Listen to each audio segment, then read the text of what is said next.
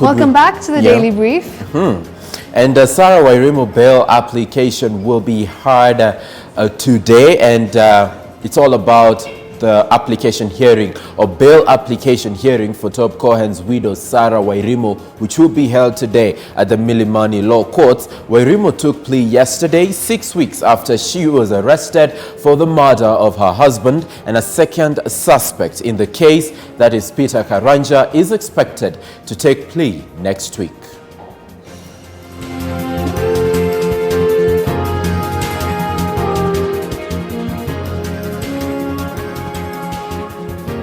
And as part of events to mark the Breast Cancer Awareness Month, of course,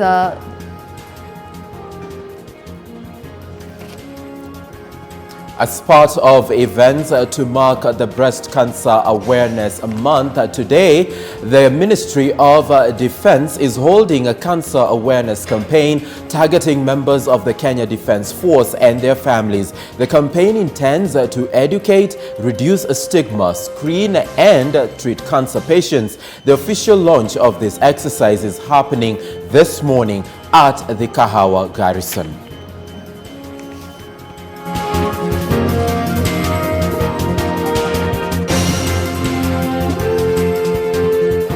And it is the 5th day of the 2019 edition of the Nairobi International Trade Fair taking place at the Jamhuri grounds, where hundreds of exhibitors from within and beyond Kenya continue to display their locals and, of course, international goods.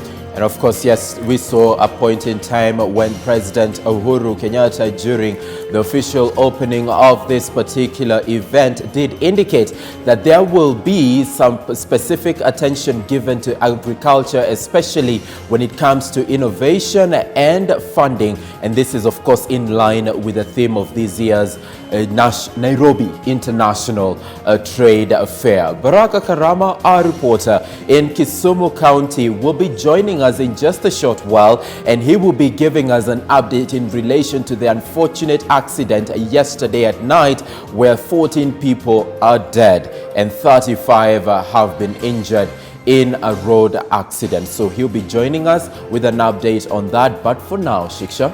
Now, STAREHE Girls Center in Nairobi has been closed indefinitely. Now, this is after the outbreak of an unknown disease that left over 80 students presenting symptoms ranging from cough, sneezing, and pain in the ribcage. Acting Director of Medical Services, that is Dr. Wekesa Msasabi, issued the orders after the Ministry of Health quarantined several students for assessment to rule out any possibility of an infection before directing the school to grant the students a short break to facilitate a psychosocial support by their respective families. Gloria Milimu has more details on that story. For about 2 weeks, anxious moments have characterized the STAREHE Girls Center. After students went into panic following the alleged outbreak of a strange disease that has seen their colleagues present with symptoms including dry cough, sneezing, and complaints of pain in the ribcage area while coughing. And in a bid to calm the mounting tension, the school on Thursday morning sent home all the students except Form 4 students. Some of the students could be heard coughing hysterically, symptoms they claim had been experienced by over 80 students since the onset of the scare, with Form 1 students said to be the most affected. Yeah, we did report, but you know what they told us? They told us that it is fake. We are faking this. The Ministry of Health, through a letter dated 2nd October directed to the school's principal, says all the students who were isolated following the scare were assessed by a multidisciplinary team involving specialists from the Ministry of Health and Kenyatta National Hospital, recommending the school to release the students to enable them get psychological support before resuming school. In the letter, the ministry says, and I quote, "In the foregoing, it is recommended that the students be granted a short break of at least 3 days from school to enable them get further personal-centered interventions for the affected students, psychosocial support in their recovery, and social connectedness to their family support systems." End of quote. The letter further says this will ease any form of anxiety among the students whose parents were skeptical about going home with them, citing health concerns. I went to the nurse and asked her, what have you done? And she was telling me, ati mtoto yuko na dawa. I was expecting her to tell me, these are the medicines we've given them, these are the tests we've done. Hatujapewa direction yote tuwapeleke hospitali ama nini. Tuwachukue tuwapeleke tu nyumbani, waende kusambazia wale wengine. It is also alleged that more samples were collected from the affected students for further tests to clear the air on the scare. Gloria Milimu, K24 Evening Edition. Very unfortunate, Shiksha, Indeed. you know, and its third term exams are expected to kickstart in a matter of weeks for Form 4 students. So we wish STAREHE Girls Center all the best in resolving this issue. And that's something that we're definitely going to be looking at in a few hours. Of course, we're going to be getting more details from what is happening and really what is the cause of this particular disease. For now, there is the Kisumu County Chief Commander who addressed yesterday with regards to the accident. So yes, let's listen in to what he said last night.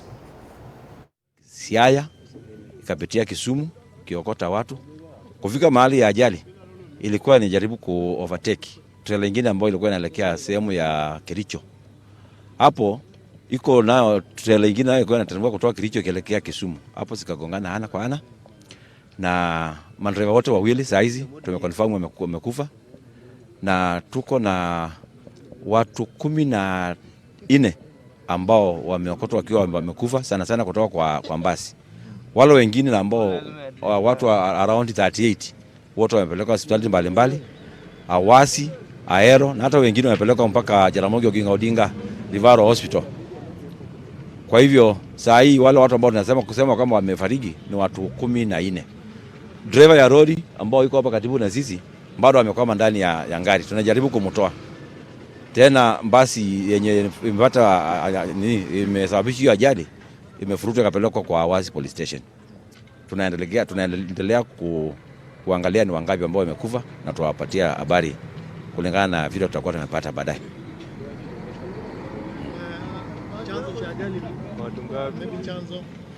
Chanzo cha ajali ni basi ilikuwa inajaribu ku overtake trailer yenye ilikuwa inapanda kuelekea pande ya Kericho. Hapo tunaona trailer ilikuwa inateremka ndio zikagongana ana kwa ana. Kwa hiyo ilikuwa ni overtaking. Ikafanya head on collision. All right, of course, so that is what Benson Maweu had to say last night, and that was the update from what happened during the accident, of course, where at least 14 lives were lost. And still to give us more information this morning, we've got our reporter, Baraka Karama. Yeah, he's standing by to give us an update as of now. Thank you so much, Baraka, for joining us. Could you kindly bring us up to speed with what you've prepared for us in as far as this accident is concerned? Someone remember earlier on issued during my earlier brief, I'd say that 14 people had been brought in this particular facility, Njoroge Odinga Teaching and Referral Hospital. And right now, I can confirm that 4 more victims of that ill-fated crash have once again been brought here, making the number to 18 who are still receiving treatment here. Remember, the doctor in charge did confirm to us that their conditions are stable following that early morning crash. According to him, he says that 3 of the victims who have been admitted in this particular facility are in a bad condition, but the others are in a stable condition. Remember, it is not only in this particular facility where the victims have been admitted. We have others in Arora Sub-County Hospital and others in Muhoroni who are receiving treatment. According to police, 38 people were receiving treatment following that morning accident. And the Regional Commissioner for Nyanza, James Kianda, did come here to visit the victims, and of course he confirmed to us that that particular bus had 50 passengers on board, and of course they say that they've launched investigations into that particular incident. Remember earlier on when we spoke to the Kisumu County Commander for Police, Benson Maweo, he did say that the driver of that particular bus had tried to overtake a trailer before engaging in a head-on collision with the oncoming trailer that was destined to Kisumu from Nairobi. Just allow me to speak to the survivors of this particular crash, maybe just to get a feel on what happened, and just give us a brief what transpired before that particular accident. Kuja kidogo mama. Kuja tu. Pole sana kwa yaliyokupata. Tuambie majina alafu tuelezee ulikuwa umetoka wapi na safari ilikuwa namna gani? Majina naitwa Caroline Kalecho Odhiambo. Tulikuwa natoka Asembo Rarieda. Nilipanda Eldoret, nimetoka Luanda Kotieno. Nikienda Machakos. Sasa kufika Awasi tulipata accident. Na siwezi eleza chenye ilitendeka. Mimi nilishtuka tu tuko chini. Watu wanaomba, wanapiga duru. Sasa ndio nilishtuka kuangalia mtoto mwenye nimebeba. Chuma ya gari imemfinya shingo. Mpaka alikufa tu hapo hapo. Sasa huyu mkubwa alikuwa amebebwa na mama jirani. Huyo mama sijamuona. Mtoto naye alikuwa huko chini ya gari, alirogotwa kwa bahati, ameumia tu kidogo. Kuongea anaweza ongea na kutembea anaweza tembea. Mtoto alikuwa ni wako? Umri wake? Mtoto mkubwa mwenye amefariki alikuwa miaka 2 na miezi 7. Na huyu mwingine mwenye amebaki na ameumia anaitwa January na kona miaka 6. Kuna watu tumeongea nao wanasema kwamba dereva wa hilo gari alikuwa anaendesha gari kwa mwendo wa kasi sana. Hapana. Ilikuwa tu inaenda tu mzuri. Kwa wenye walikuwa mbele, kuna wenye walijaribu kuona ati kulikuwa na tinga yenye haikuwa na light. Hiyo sasa ndio ilishtua huyo ndere. Sasa kijaribu aende hii side nyingine, pia akaingia kwa trailer. Ndio ilikosa hiyo accident. Kwa hivyo umepata matibabu na sasa unaelekea nyumbani? Matibabu nimepata.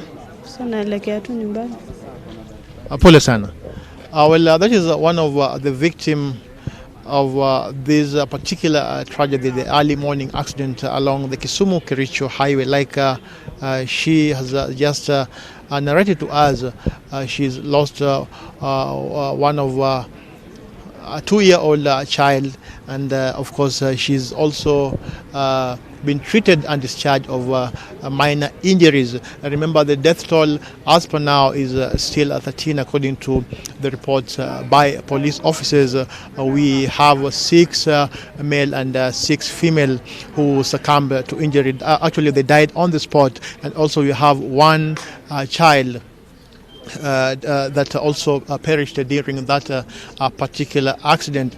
Police are saying that they are moving up the speed to ensure that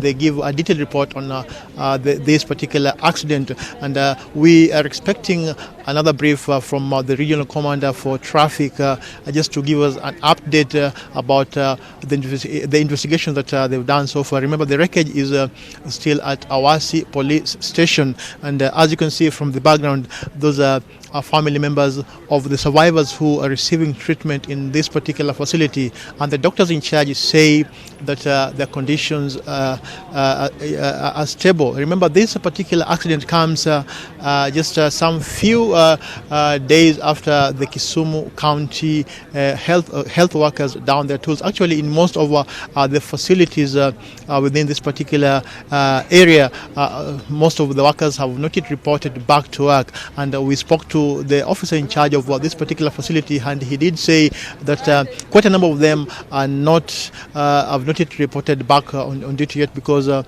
the strike that they say they're demanding the salaries from the month of May. So it's quite a challenging issue here for the victims who are receiving treatment here, because the medics who are supposed to take care of them are not in their full number as usual. So we'll be getting more details and reactions as far as this particular accident is concerned. What I can again confirm is that now we have 18 survivors and victims who are receiving treatment in this particular facility, and the doctors say that 3 of them are in a critical condition, and they're going to be admitted in this particular facility, and others have already been treated and discharged. So we'll be getting more details as far as this particular issue is concerned. Remember, you're also supposed to have a brief, like I mentioned, from the regional traffic commander of police, just to give us the update of that particular accident that happened early morning along the Kisumu-Kericho highway in Pala area near Awasi town. Thank you so much, Baraka Karama, for that update. You know, services will be provided across the various facilities where the injured have been taken. And remember, we've been reporting over the past couple of months about the state of medical facilities, especially in Kisumu County. But it's a breath of fresh air to listen and hear that all is well and they're getting the necessary attention that they deserve. Definitely. All right. Of course, now, as we had said earlier on, the police commissioner is going to be addressing, and that's something that we are going to be covering right here on K24 Daily Brief. So yes, that's something that we'll definitely be focusing on later on. That's true. But for now, we take you to Nakuru County. And here is our reporter, Kegotho Mwangi, joining us with an update on what we can expect from Nakuru today. Yeah, indeed, Sam Njoroge, good morning from this side. We are in Muchorwe area of Njoro constituency, Nakuru County, where we are interacting with the residents of this area in terms of development, in terms of what they need the leaders to do. If my camera person can just show you some of the damage that has been caused by one of the investors in this area. This is one of the issues that residents in this area are raising, saying that the investor has made this road that is supposed to be a public road to be inhabitable. In fact, it cannot be used by vehicles. Even kids who go to Tengecha Primary School are forced to be carried by their parents to the other side of the school so that they can be able to go to school. If my camera person, John Wangombe, can just show you the bridge that is used by these kids, it is such a sad state of affairs, as this investor has even gone to a point of telling them there is nothing that can be done to them. And sometimes back in the year 2014, they requested to be compensated because he is the one who hosts some dams which have been named as water pans, that when he releases water from the said dams, this is the damage that is caused. And now joining me are some of the residents of this area who are going to be telling us exactly what they go through. You have been in this place for quite a long time, and maybe you own land in this place. What are some of the things that you are going through as a resident? The first thing that we're going through is we're really having a lot of problems. You can see for yourself, these gullies is not just the road. Most of our farms, the gullies are 3-4 times this size. So we are having the problem because we have this issue of the Big Four agenda, where the president talks about agriculture, where we're supposed to be self-sustaining. Now, if your land has been turned into this kind of a gully, where are we going to farm? We have been a very, very, very industrious community. We have been made poor, and the government should be prepared. in a few years to start issuing us with food, because we have nowhere to farm. All our lands have been carried away. Number two, there is a dam which is already there at Sujami Springfields Limited. It could burst any time. And if it bursts, it will be worse. Way, way, way worse than what you have had, because imeelekea the village. And then also we have gone to court, myself and two other landowners. We have been issued with court orders. NEMA has asked the investor to decommission 18 greenhouses. 2 dams have been decommissioned by Warma and NEMA. He has totally refused. He doesn't listen to the courts. He doesn't listen to the government. He doesn't listen to NEMA. He doesn't listen to us. We are living the life of wild animals here. He's treating us like vermin. You have gone to court. You have done everything possible to maybe interact with the owner of these dams. Yes. And we have seen what happened in Solai. We have seen what happened to Prestige School. Yes. What precaution are you taking as residents of this place to make sure that a disaster does not occur anytime? Right now, as residents, what we have done is we have come together and we have decided we are not going to rely on the leaders anymore. We are not going to rely on anyone. We'll just now have to take the law into our own hands if this continues any further, because it is too much. It is too much. No. Yes. Sam Njoroge, may I pick another resident who is going to speak maybe in Swahili or in English? You can tell us exactly what are you going through. I can see you have papers here, and some of you seem to be a leader in this place. Start with your name and maybe what you are doing as a resident. My name is John Njoroge, a resident of Njoro in Njokerio area. Njoro, Njokerio area. What we have witnessed today is the impunity of highest level. The Sujami management have ignored NEMA orders, have ignored order from the court, have ignored order from the government. But we as residents and leaders of this area, we are not going to allow this. We know nobody is above the law.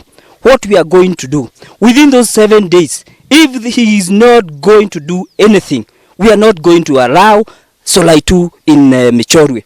We are going to take action as community to salvage our people here. Because if you can witness here, all these residents are born from this area. And despite they are born from this area, children are passing a lot of challenges when there is rain. So far, the month we are, October, it is a month that we expect heavy rain in this area. So we are not going to allow this thing to continue happening. Within those 7 days, it will be on date 11. We are going to take a serious action for implementation to those people that are not following the rule. You elected leaders. You have the MCA. We were with your MCA here. We have you have your MP, the governor, even the women rep. Have you ever interacted with them, and have they come to they assessed the situation on the ground? First condemning the MCA who was here. Whatever he has said and talked is something that he don't know the reason he was elected to represent these people. As we know, issue of environment, it is within her jurisdiction. And because of the ignorance of not knowing the reason he is not here, he have ignored these people. Our area MPs, as I read here, our MP have said, she have said this one, he will not going to allow any destruction of property, any destruction of any risk within this area. And I know within those 7 days, he will have the information in the office, she will have the information in the office, and he is with these people. Yes. What I can tell our governor, Lee Kenyanjui, I know he's somebody who is willing to work. But since issue of environmental lies to their department, there are few people that I can't name their names here, but they are taking advantage of going to the Muhendes area and giving something to feed their stomach. Okay. I witnessed that personally, which we not allow again. Yeah. Yes. Maybe we can speak with one of the. This place seems to be volatile. There was a strike the other day. You demonstrated, and you needed answers from this investor. What are some of the things that you are going through as a person? As you can see, the situation is very pathetic. For example, now you can see the road. This was a road there before, And my farm is just next to this one. This is my farm, and it has been divided in 2 equals. So at this station, you see, even if there is demonstration, people are very, yani watu wanaumia zaidi katika hii kazi yao ambayo wanafanya. Although we need more investors to come, but they should take their responsibility to cater for the environment, because at this you can see, even if they give us jobs and whatever, that one cannot be compromised by whatever they have done in the environment. Wanasema kwamba wameajiri watu 900 kutoka katika kijiji hichi. Yep. Even if they have employed, even if it's 1,000 or whatever, but you see, this is our land and we cannot, hatuwezi kutoka hapa. And so our generation will suffer thereafter, because the job is just for the time being, for example 2 to 3 months or 5 years. Then after that 5 years, then what is going to be done? All this generation will learn there is to be no good environment for people to stay. Yes. Yep. Sam Njoroge, may I take one last person, maybe who is going to speak on behalf of the youth? We have talked about employment from this investor and also the risk that you go through. Do you think that there's justification for him releasing water towards this place? And I am informed that the water goes and passes in between Tengecha Primary School. I think number one, you cannot employ me to kill my future generation. I think the number of people they are saying they have employed, those are just written documents. We can do it practically. Go there, count, you see, those are lame information. The other thing maybe I wanted to go into it. This area has been so productive. The kind of menace you can see here, erosions, they also decompose their chemical wastes through this line. So the porosity of our soils, the pH and the EC is very, very different from the previous one. The last word I would like to say, these people trying to issue threats kwa wale wenye watatutetea, like Madam Githinji here, tutasimama na yeye ni mkiongozi wetu. If yeye ndiye akona hiyo njia kuona mahali anaweza tutetea na mwingine issue threats, tutaonana. I'm saying that. Sam Njoroge, indeed an angry resident from Michorwe in Njoro constituency in Nakuru County, decrying the fact that their road has been destroyed by an investor who is releasing water and it carries all the soil with it towards the other side. My name is Kigodho Mwangi and my camera person is John Wangombe. I take you back to Shiksha, Arora and Sam Njoroge for the rest of the briefing.